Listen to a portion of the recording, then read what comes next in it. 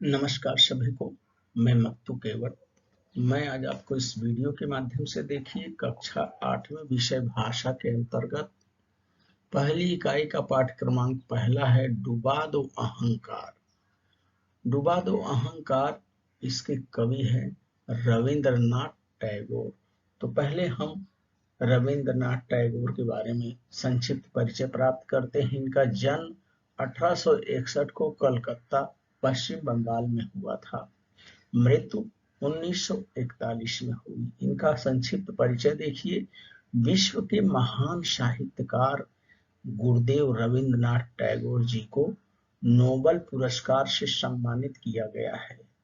आप केवल कवि ही नहीं बल्कि कथाकार, उपन्यासकार, नाटककार, निबंधकार तथा चित्रकार भी हैं।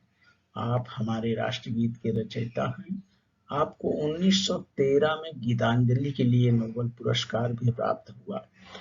प्रमुख कृतियां हैं देखिए वनफूल, कवि कहानी, संध्या संगीत, प्रभात संगीत, छवि, ओ गान, गीतांजलि, वलाका, पलातका, वनवाणी और शेष लेखा आदि जो है इनकी प्रमुख कृतियां हैं।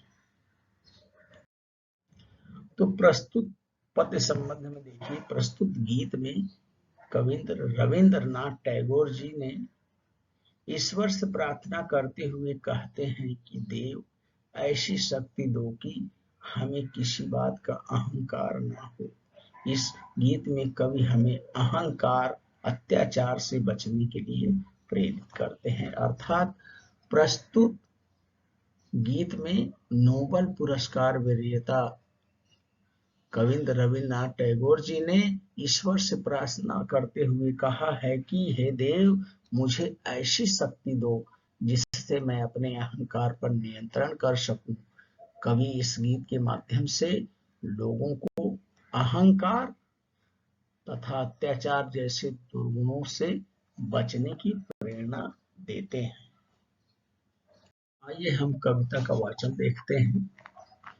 मेरा शीश नवा दो अपनी चरण धूल के तल में, देव डुबा दो अहंकार सब मेरे आंसू जल में। अपने को गौरव देने हित अपमानित करता अपने को, घेर स्वयं को घूम घूम कर मरता हूँ पल पल में। देव डुबा दो अहंकार सब मेरे आंसू जल में। इसका अर्थ है देखिए कि कवि रविंद्रनाथ टैगोर जी डुबा दो अहंकार नामक कविता में, इस कविता में परमपिता परमेश्वर के चरणों में अपना शीश झुकाते हुए तथा ईश्वर से प्रार्थना करते हैं कि वे उसके अहंकार आंसुओं के जल में डुबा दें। कवि कहते हैं कि मैं अपना महत्व बढ़ाने के लिए बार बार स्वयं को अपमानित करता हूँ, किंतु बार बार केवल अपने ही बारे में सोच सोच कर अपना महत्व पल पल कम करता जाता हूँ। अंतिम पंक्तियों में के माध्यम से कवि का यही कहना है कि मनुष्य केवल अपने स्वार्थ के चक्कर में पड़कर अपना महत्व घटा देता है। तो इसका वाचन फिर से देखिए। मेरा शीश नवा दो अपनी चरण धूल के तल में, देव डुबा दो अहंकार सब मेरे आंसू जल में। अपने को गौरव देने हित अपमानित करता अपने को, घेर स्वयं को घूम घूम कर मरता हूँ पल पल में। देव डुबा दो अहंकार सब मेरे आंसू जल में। अपने कामों में न करूं मैं आत्म प्रचार प्रभो, अपनी ही इच्छा मेरे जीवन में पूर्ण करो, मुझको अपनी चरम शांति दो, प्राणों में वह परम कांति दो हो। आप खड़े हो मुझे ओट दें हृदय कमल के दल में, देव डुबा दो अहंकार शब्द मेरे आंसू जल में।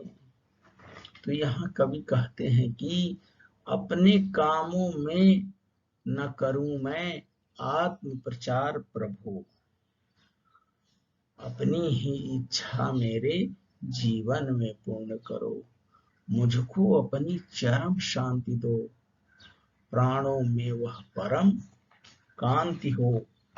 आप खड़े हो, आप खड़े हो, आप खड़े हो मुझे ओट दे हृदय कमल के दल में, देव डुबा दो अहंकार शब्द मेरे आंसू जल में। तो इसके अर्थों को हम देखते हैं कि कवि क्या कहते हैं। कवि रविंद्रनाथ टैगोर ईश्वर से प्रार्थना करते हैं कि आप मुझे ऐसी शक्ति दो जिससे मैं अपने काम द्वारा अपना प्रचार न करूं। वे ईश्वर से यह भी प्रार्थना करते हैं कि अपनी इच्छाएं जीवन में ही पूर्ण करें, अपनी इच्छाएं जो हैं जीवन में ही पूर्ण करें।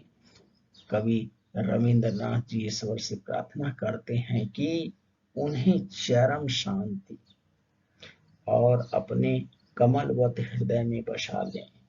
हे ईश्वर, उन्हें चरम शांति तथा परम कांति प्रदान करें, और वे चाहते हैं कि ईश्वर उन्हें अपने कमलवत हृदय में बसा ले। अंततः कवि फिर एक बार ईश्वर से अपने अहंकार को आंसुओं के जल में डुबाने की प्रार्थना करते हैं। तो अपने कामों में न करूं मैं आत्म प्रचार प्रभो, अपनी ही इच्छा मेरे जीवन में पूर्ण करो, मुझको अपनी चरम शांति दो, प्राणों में वह परम कांति हो। आप खड़े हो मुझे ओट दें हृदय कमल के दल में, देव डुबा दो अहंकार शब्द मेरे आंसू जल में। तो इस तरह से इस वीडियो के माध्यम से आप इस डुबा दो अहंकार इस कविता का आप वाचन करिए, लेखन करिए, इसके अर्थों को समझिए और कवि रविंद्रनाथ टैगोर के कहे द्वारा की गीत के माध्यम से लोगों को अहंकार तथा अत्याचार जैसे गुणों से बचने की प्रेरणा देना है। धन्यवाद सभी को।